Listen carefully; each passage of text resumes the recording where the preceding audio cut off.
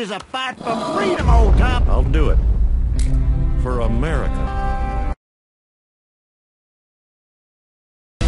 Good morning. Could we finally be seeing a winning streak? Coming off those two crucial wins in Michigan and Arizona, Mitt Romney won again last night in the Washington state caucuses. Ron Paul edged out Rick Santorum for second place. In the delegate race, Romney has a commanding 2-1 lead now over Santorum. But the biggest prize yet comes in 2 days. Voters go to the polls in 10 states for the Super Tuesday showdown. 437 delegates at stake. Can Mitt Romney win enough to finally pull away? Or will one of his rivals upend the race again? Our headliner hopes to be the one. Former House Speaker Newt Gingrich joins us now. Good morning, Mr. Speaker. Good morning. It's good to be with you, George. Glad to have you back. 5 wins in a row now for Mitt Romney. In the last 8 contests, you've done no better than third, and you're well back in the delegate race. So even if you win your home state of Georgia on Tuesday night, how can you put together a viable path to the nomination? Well, I think, first of all, the big ideas matter. Twice in this process, I've been the front runner in national polling. I think we have a chance to get back by having ideas like having a national energy strategy that gets us back to $2.50 a gallon, making sure that we are independent of the Middle East so that no American president ever again bows to a Saudi king. And I think people are responding to big solutions and big ideas. The biggest state on Super Tuesday in delegates is Georgia.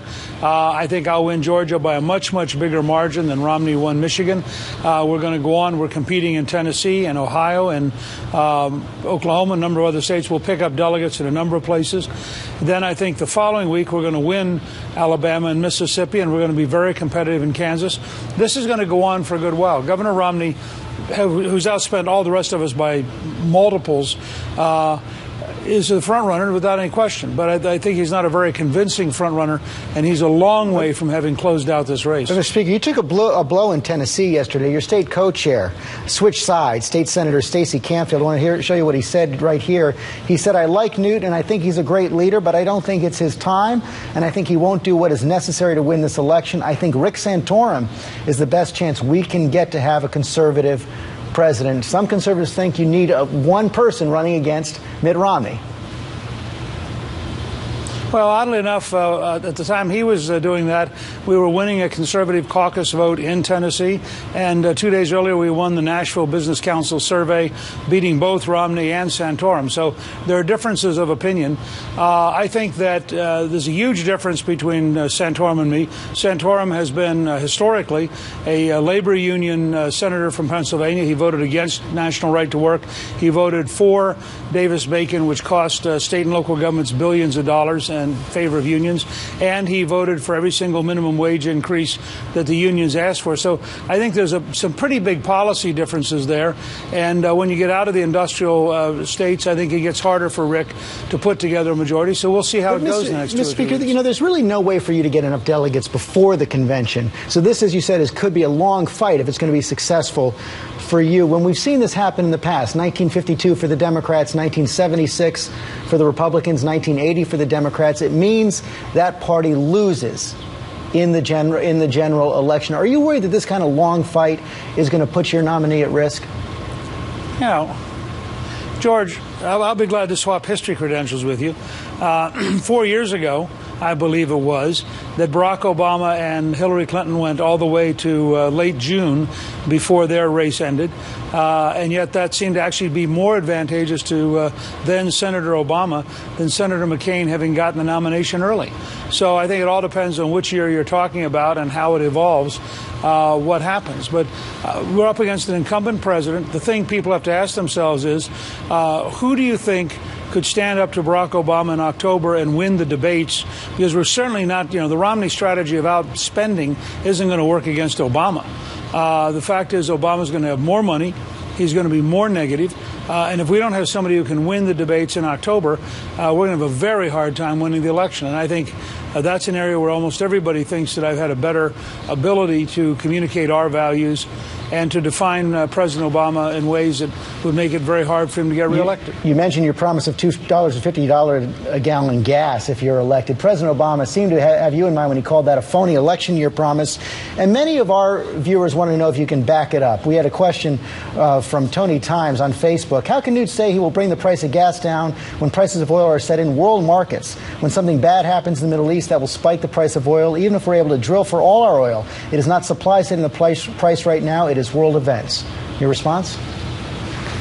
Well, sure. If he gets a chance, Tony ought to go to newt.org and look at the 30-minute speech in which I outlined exactly how to do this. Let me point out that when I was Speaker, gas was $1.13 a gallon.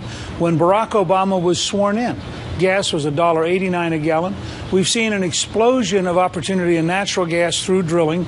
The result is the price of natural gas has dropped from $8 a thousand cubic feet to under $3 a thousand cubic feet. I don't understand why the president doesn't recognize, because he himself admitted in his speech in New Hampshire this week that on natural gas terms, we've had an explosion of new discoveries. We're going to create 600,000 new jobs in this decade. That's the president's number.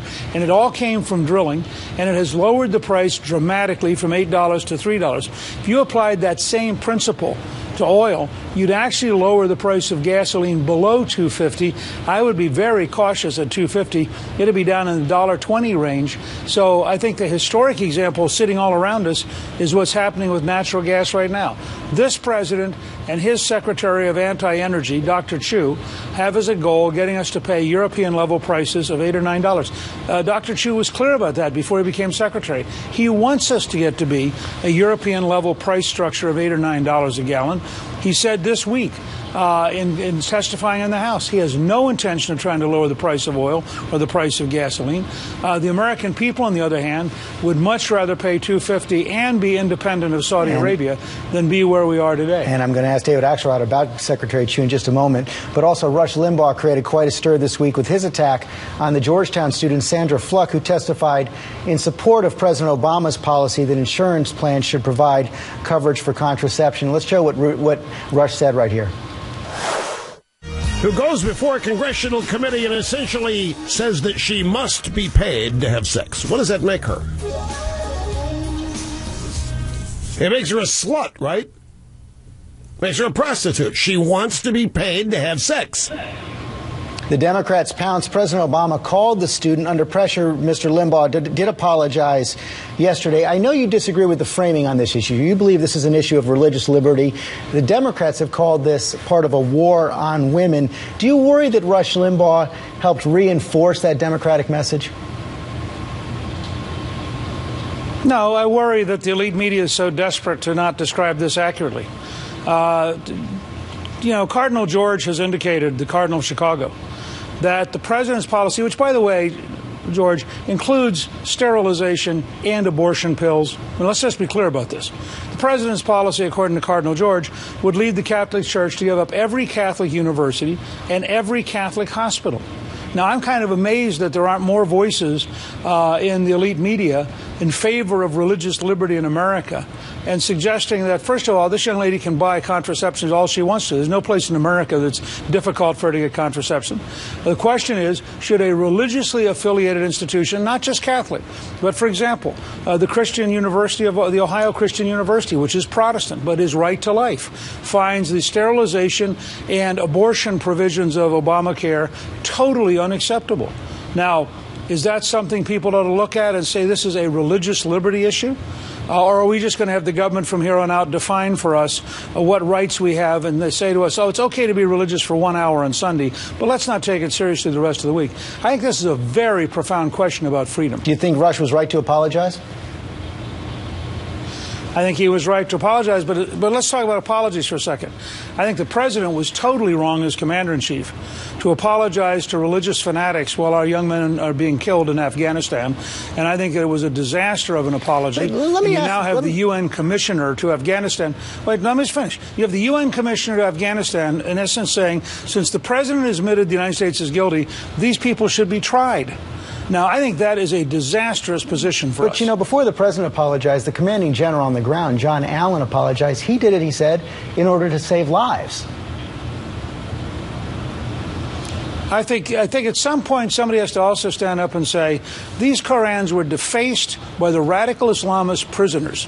Now, I haven't heard a single Muslim cleric say that it was wrong to deface them. They were being used to pass communications back and forth. There's a point here you have to draw a line and start telling the truth, even if it's painful. And the truth is, this issue, much like the Danish cartoon several years ago, is being used by our enemies. And I think we don't have the nerve to stand up to them and describe it for what it is. And I think this is a huge problem for us because it puts us in a position again and again and again of apologizing, which is something this president has done all around the world. And I think it's wrong. I think America, in fact, has been trying to help the people of Afghanistan. And if they don't believe that, I don't think we need to be there having them try to kill us. Finally, Mr. Speaker, on the issue of Iran, the president meeting with Israeli Prime Minister Benjamin Netanyahu tomorrow, even quite critical of the president's approach. He gave an interview to Jeffrey Goldberg of The Atlantic. Mr. Goldberg will be on the show later in the program, where he laid out his most clear statement on Iran yet, I believe. He said, the president, I think that the Israeli government recognizes that as president of the United States, I don't bluff. Both the Iranian and the Israeli governments recognize that when the United States says it is unacceptable for Iran to have a nuclear weapon, we mean what we say. The president seemed to put some teeth behind this idea that all options are on the table to prevent a nuclear weapon, Iran from getting a nuclear weapon. I think that's a good step in the right direction. But remember, he just had his intelligence agencies report once again, as they did back in 2007 when they were totally wrong, that the Iranians are nowhere near getting a nuclear weapon. The question of the president is, if the Israeli prime minister decides that he cannot afford to take the risk of waiting to see whether or not the intelligence agencies are right, and he decides that for the survival of Israel, he has to do something to take out the weapon systems, will the president in fact support him, or will the president try to stop him? I think that's the core question, because I think the Israelis are likely to move much, much earlier than an American president would. And Mr. Speaker, thank you for taking the time to join us this morning.